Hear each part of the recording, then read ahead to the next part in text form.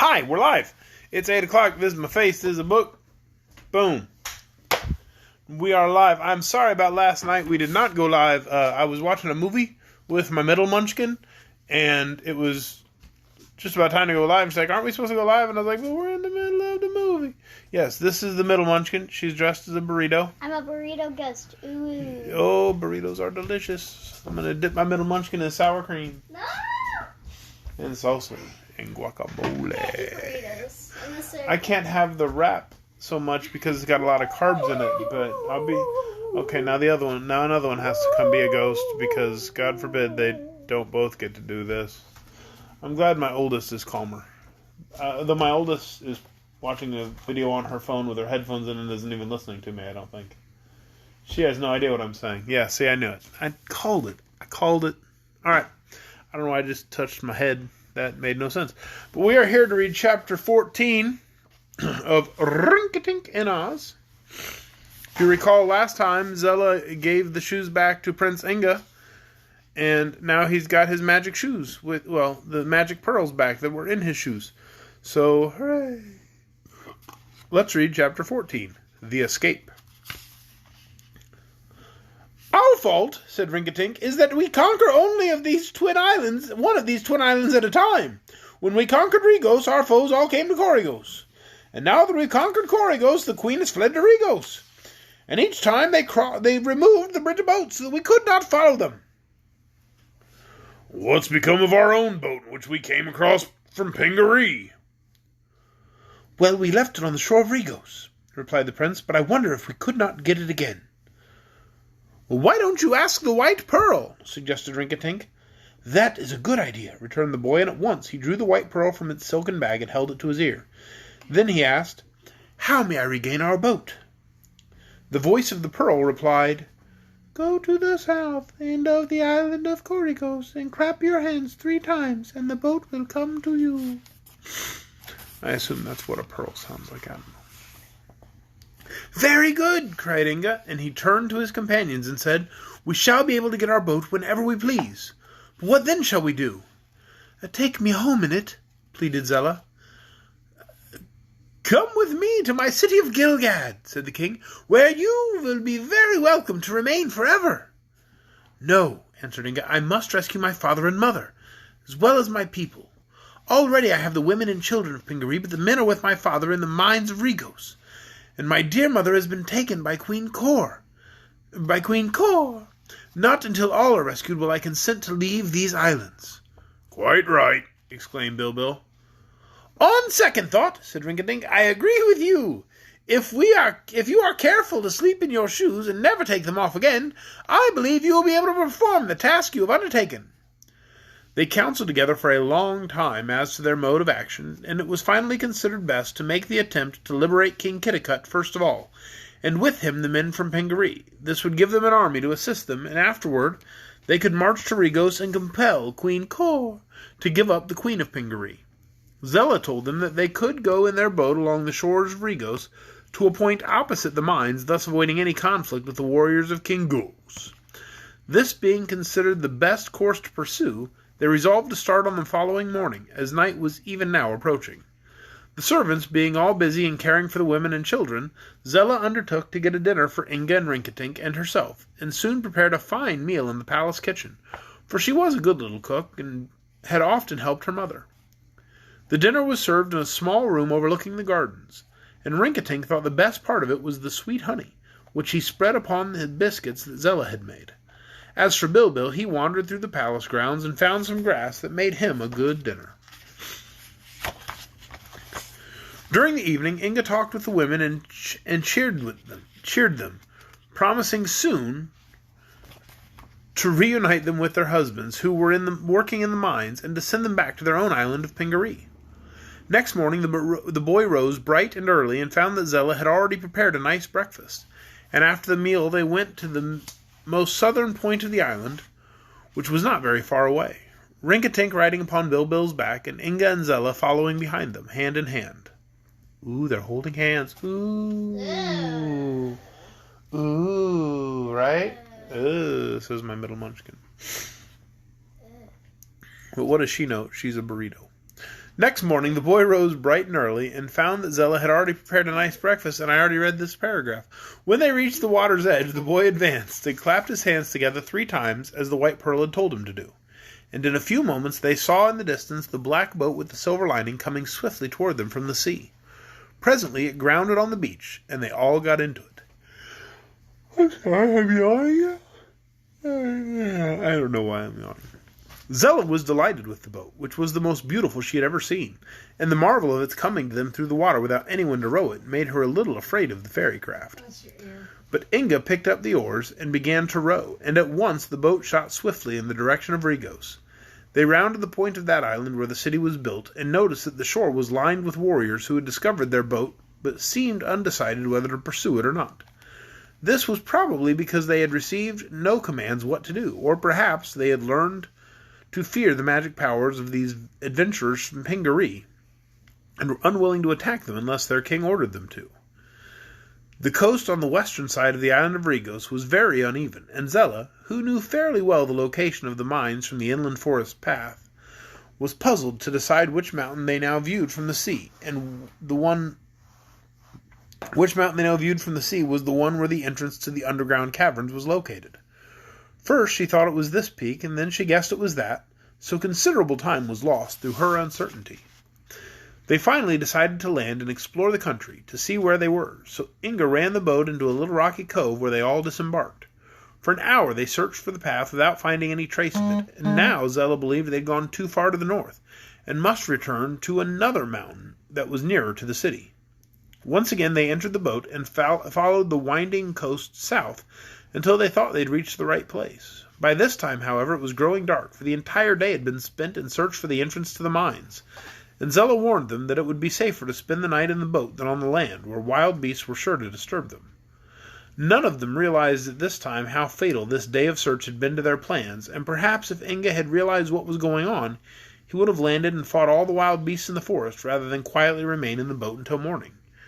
However, knowing nothing of the cunning plans of Queen Cor and King Gos, they anchored their boat in a little bay, and cheerfully ate their dinner, finding plenty of food and drink in the boat's lockers. In the evening the stars came out in the sky and tipped the waves around their boat with silver. All around them was delightfully still, save for the occasional snarl of a beast on the neighboring shore. They talked together quietly of their adventures and their future plans, and Zella told them her simple history and how hard her poor father was obliged to work, burning charcoal to sell for enough money to support his wife and child. Nickabob might be the humblest man in all Regos, but Zella declared he was a good man and honest, and it was not his fault that his country was ruled by so wicked a king. Then Rinkitink, to amuse them, offered to sing a song, and although Bilbil protested in his gruff way, claiming that his master's voice was cracked and disagreeable, the little king was encouraged by the others to sing his song, which he did. A red-headed man named Ned was dead, sing fiddle-cum, faddle-cum, Fido. In battle he had lost his head, sing fiddle-cum, fiddle-cum, Fido. Alas, poor Ned, to him I said, how did you lose your head so red, sing fiddle-cum, faddle-cum, Fido.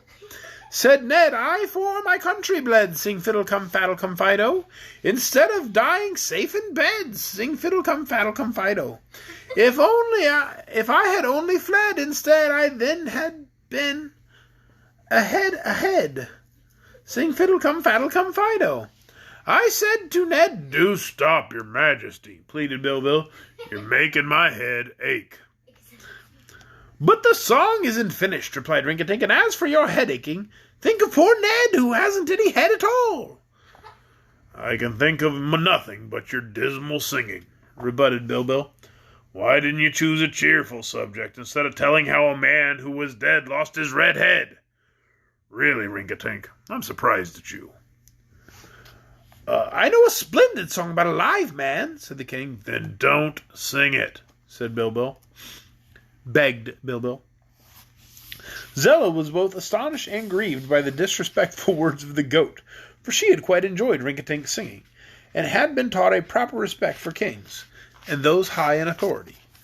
But as it was now getting late, they decided to go to sleep, that they might rise early the following morning. So they all reclined upon the bottom of the big boat, and covered themselves with blankets which they found stored underneath the seats for just such occasions. They were not long in falling asleep and did not waken until daybreak. After a hurried breakfast, for Inga was eager to liberate his father, the boy rowed the boat ashore, and they all landed and began searching for the path. Zella found it within the next half hour and declared they must be very close to the entrance to the mines. So they followed the path toward the north, Inga going first, then Zella following him, while Rinkitink brought up the rear, riding upon Bilbil's back. Before long they saw a great wall of rock towering before them, in which was a low arched entrance, and on either side of this entrance stood a guard, armed with a sword and a spear. The guards of the mines were not so fierce as the warriors of King Gos, their duty being to make the slaves work at their tasks and guard them from escaping. But they were as cruel as their cruel master wished them to be, and as cowardly as they were cruel. Inga walked up to the two men at the entrance and said, "Does this opening lead to the mines of King Gos?" "It does," replied one of the guards, "but no one is allowed to pass out who once goes in." "Nevertheless," said the boy, "we intend to go in, and we shall come out whenever it pleases us to do so. I am the Prince of Pingaree, and I have come to liberate my people, whom King Gos has enslaved." Now when the two guards heard this speech, they looked at one another and laughed, and one of them said, "The king was right, for he said the boy was likely to come here and that he would try to set his people free. Also the king commanded that we must keep the little prince in the mines and set him to work, together with his companions." "Then let us obey the king," replied the other man. Inga was surprised at hearing this, and asked, "When did King Gos give you this order?" "His Majesty was here in person last night," replied one man, "and went away again but an hour ago. He suspected you were coming here and told us to capture you if we could." This report made the boy very anxious, not for himself, but for his father, for he feared the king was up to some mischief, so he hastened to enter the mines, and the guards did nothing to oppose him or his companions, their orders being to allow him to go in, but not to come out. The little group of adventurers passed through a long, rocky corridor and reached a low, wide cavern where they found a dozen guards and 100 slaves, the latter being hard at work with picks and shovels digging for gold, while the guards stood over them with long whips. Inga found many of the men from Pingaree among these slaves, but King Kitticut was not in the cavern. So they passed through it and entered another corridor that led to a second cavern. Here also were hundreds of men, but the boy did not find his father amongst them, so he went on to a third cavern. The corridors all slanted downward, so that the farther they went, the lower into the earth they descended. And now they found the air hot and close and difficult to breathe. Flaming torches were stuck into the walls to give light to the workers, and these added to the oppressive heat. The third and lowest cavern was the last in the mines, and here were many scores of slaves and many guards to keep them at work. So far none of the guards had paid any attention to Inga's party, but allowed them to proceed as they would, and while the slaves cast curious glances at the boy and girl and man and goat, they dared say nothing. But now the boy walked up to some of the men of Pingaree and asked news of his father, telling them not to fear the guards, as he would protect them from the whips. Then he learned that King Kitticut had indeed been working in this very cavern until the evening before, when King Gos had come and taken him away, still loaded with chains. "Seems to me," said King Rinkitink, when he heard this report, "that Gos has carried your father away to Regos to prevent us from rescuing him. He may hide poor Kitticut in a dungeon, where we cannot find him."